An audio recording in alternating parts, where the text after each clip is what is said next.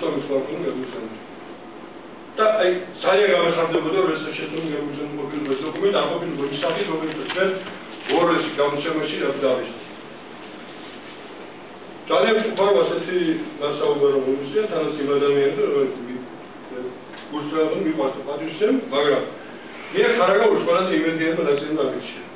და კარგად უწევს ის რომ ჯაფრი კრიტიკის გარეშე შეუძლებელი. ალბათ მე თავისუფლად ასეთი ჯაფრი კრიტიკები რო ხონდა ალბათ ძალიან ბევრი დათვალიერებია. ფიქრობ იმდენ რედაქტორს სასწრაფოდ ამ ისავები გადაწყვეტილება აპარატის ორგანიზაციის. და შეუძლებელია მთელი აპარატის სამუშაო ინტელექტუალური ნაწილი ერთ ადამიანს იყოს მიღებული.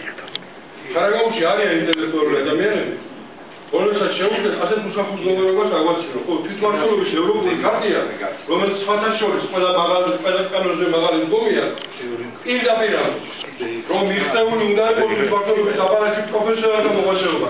მათი შეხედულებრივი პოზიციების მიუხედავად. ხარაგაულში საკმაოდ კომპეტენტური ადამიანები, რომლებიც ასეთ ლავაზებს მაინც აღვაწინებენ, რომელიც სუბიექტური საკადრო გადაწყვეტილება ყველა ჩვენი საკუთარი პარტიების ოფისებში გავაკეთეთ. ჩვენ ამას არავინ არ გვისწავლებს.